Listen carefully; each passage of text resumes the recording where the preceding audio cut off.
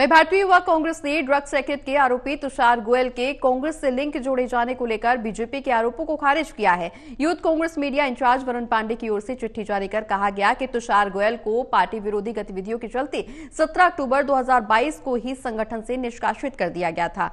वरुण पांडे ने इन आरोपों को हरियाणा चुनाव टाइमिंग से जोड़ते हुए कहा कि इसे पार्टी लीगल एक्शन इस पर लेगी।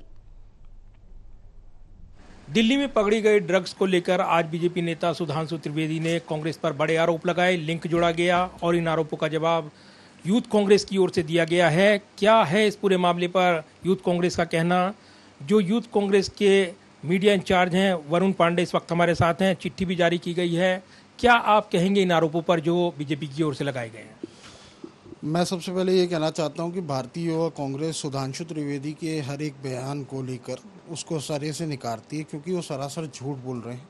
तुषार गोयल जिसकी वो बात कर रहे हैं, पार्टी में 17 अक्टूबर 2022 को उनको दिल्ली के मीडिया चेयरमैन के पद से उनको हटाया जा चुका था, क्योंकि वो एंटी पार्टी एक्टिविटी में इन्वॉल्व थे।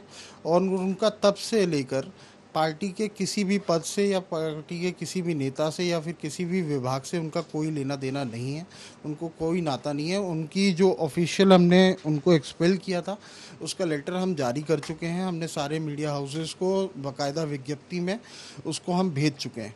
दूसरी बात मैं ये कहना चाहता हूँ कि सुधांशु त्रिवेदी और जो भारतीय जनता पार्टी ये कह रही है कि तुषार गोयल इस चीज़ में इन्वॉल्व थे और वो यूथ कांग्रेस से रिलेटेड है, तो सुधांशु जी पहले ये बताने की कोशिश करें कि जो बीएचयू के भारतीय जनता पार्टी के कार्यकर्ता पकड़े गए थे रेप के केस में, और उसके बाद मध्य प्रदेश में जो उनके कार्यकर्ता आईएसआई के साथ इन्वॉल्व थे, जो उनके नाम आए थे और सोशल मीडिया में उनके नेताओं के साथ जो फ़ोटो वायरल हुई थी, उस पर उनका क्या स्टैंड है, उस पर वो क्या जवाब देंगे? अभी तक उस पर तो उनकी कोई सफाई तो आई नहीं है।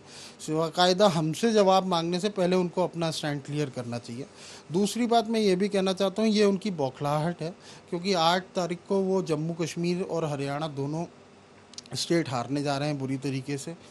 तो ये पॉलिटिकली फाइट तो हार ही रहे हैं, इसके साथ साथ वो लीगल बैटल भी हारेंगे, क्योंकि अभी हम जल्द से जल्द इस पर है ना उन पे कानूनी कार्रवाई करने वाले हैं। किस तरह की कानूनी कार्रवाई आप करेंगे? हम उनके झूठ को एक्सपोज करते हुए उन पे डिफर्मेशन का केस डालेंगे सुधांशु जी पे, और लीगली हम उनको कोर्ट में लड़ेंगे, जिसमें मेरे को 100% भरोसा कि हम वहाँ भी जीतेंगे। और जिस तरीके से 8 तारीख को हम वहाँ पे उनको हराएंगे, वैसे ही हम उनको कोर्ट में भी हराएंगे। आप कह रहे हैं कि ये राजनीतिक लड़ाई है, जो ये आरोप लगाए गए हैं राजनीतिक वजह से लगाए गए हैं? जी जी बिल्कुल, क्योंकि उनके पास हरियाणा में सबसे ज़्यादा बेरोजगारी के ऊपर जवाब नहीं है। हरियाणा में 10 साल उनका कुशासन रहा है, उस पर उनके पास जवाब नहीं है। तो ये सिर्फ और सिर्फ मुद्दों से भटकाने की राजनीति है और कुछ नहीं। और धन्यवाद बात करने के लिए। ये थे वरुण पांडे, जो कि ऑल इंडिया यूथ कांग्रेस हैं उसके मीडिया इंचार्ज और प्रभारी के तौर पर बयान दे रहे थे। चिट्ठी भी जारी की गई है यूथ कांग्रेस की ओर से, और जो आरोप लगाए गए हैं उनका जवाब दिया गया है। कहा गया है कि राजनीतिक वजहों से यहाँ पर ये आरोप लगाए गए हैं, जिसको लेकर राजनीतिक लड़ाई के साथ साथ लीगल बैटल भी लड़ी जाएगी। कैमरामैन विदर्भ के साथ प्रदीप कुमार, टोटल न्यूज़ दिल्ली।